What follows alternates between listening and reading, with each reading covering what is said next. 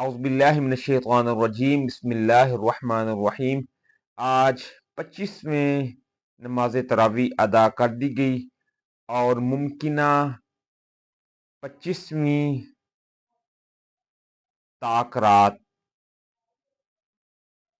25ویں پارے کے آغاز میں بیان ہے کہ قیامت کا علم صرف اللہ تعالی کو ہے۔ انسان پر جب ہم اپنی نعمتیں کاٹتے ہیں تو وہ تکبر سے منہ پھیر لیتا ہے، اور جب اسے کوئی تکلیف پہنچتی ہے تو لمبی چوڑی دعائیں کرتا ہے۔ سورہ حامیم سجدہ کے آخر میں بتا دیا گیا ہے کہ جو لوگ قیامت کے متعلق شک میں مبتلا ہیں اور وہ یہ حقیقت جان لیں کہ اللہ ہر چیز پر قادر ہے۔ سورہ شورا میں اللہ رب تعالی کی طرف سے وحی کا نزول ہوتا ہے، اور جو کلام میں تمہیں سناتا ہوں وہ اللہ کا کلام ہے۔ اس اعلان نے کفار مکہ کو گوناگوں حیرانیوں میں مبتلا کر دیا۔ وہ اسے ایک انہونی بات سمجھتے تھے۔ عربی زبان میں نازل کیے گئے قرآن سے آپ اہل مکہ کو ڈرائیں، کیونکہ مشرکین کا ٹھکانہ جہنم ہے۔ اے نبی صلی اللہ علیہ وسلم، لوگوں سے کہہ دیجئے کہ میں تبلیغ دین کے کام میں تم سے کوئی معاوضہ نہیں مانگتا سوائے قرابت کی محبت کے۔ نیکی کرنے والوں کے لیے نیکی کا اجر اللہ تعالی کے پاس ہے۔ وہی ذات اپنے بندوں کی توبہ قبول کرتا ہے اور ان کی غلطیوں سے درگزر کرتا ہے۔ جو مصیبت تمہیں پہنچتی ہے وہ تمہارے ہاتھوں کی کمائی ہے۔ وہ اللہ تعالیٰ تو تمہارے بہت سے گناہوں سے درگزر فرماتا ہے۔ فرمان خداوندی ہے کہ ان کے سارے کام باہمی مشورے سے طے پاتے ہیں۔ مسلمانوں کا دستور تھا کہ جب کوئی مشکل یا پیچیدہ مسئلہ پیش آتا تو مل کر اس کے ہر پہلو پر گفتگو کرتے اور آخر کار ایک نتیجہ پر پہنچتے۔ حضور صلی اللہ علیہ وسلم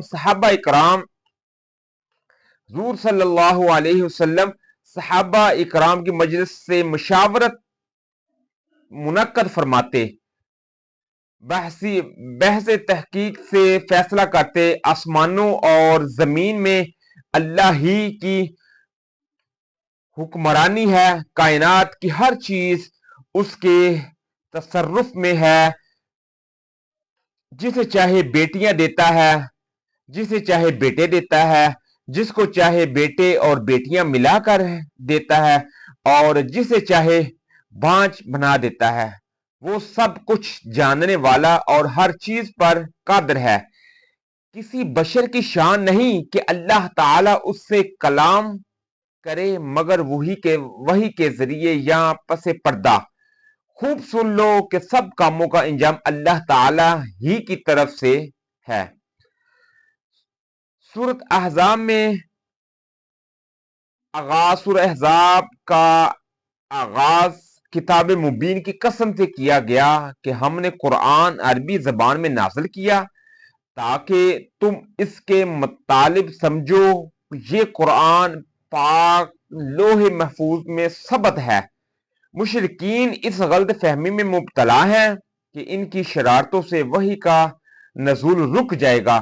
کبھی بھی اللہ تعالیٰ نے ان شرارتوں کی وجہ سے پیغمبر بھیجنے بند نہ کیے اور نہ ہی وحی کا نزول روکا۔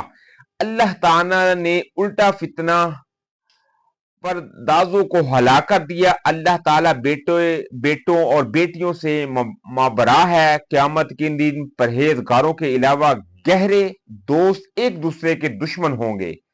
اللہ کے بندوں پر کوئی خوف اور غم نہ ہوگا۔ وہ اپنی بیویوں کے ہمراہ جنت میں ہوں گے۔ قیامت کا علم اسی اللہ تعالیٰ کو ہے اور ہمیں اس کی طرف رجوع کرنا ہے۔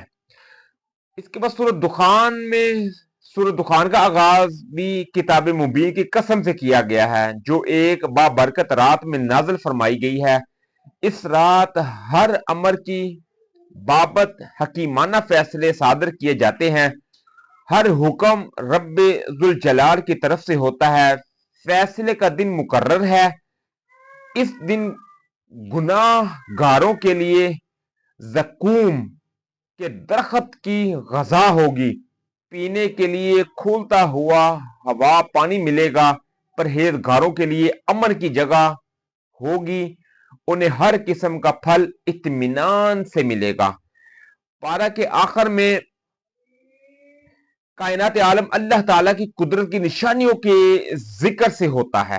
انسان اور دیگر جانوروں کی تخلیق، دن اور رات کا ترتیب سے آنا، زمین میں قوت و ہواؤں کے رخ تبدیل ہونا، دریاؤں کی روانی اور ان پر قابو، دریاؤں کی کشتی رانی اور جو کچھ زمین میں ہے ان سب کا انسان کے کام پر معمور کر دینے میں اللہ تعالیٰ کی قدرت کی وافر نشانیاں ہے، بشرط کہ انسان غور کرے۔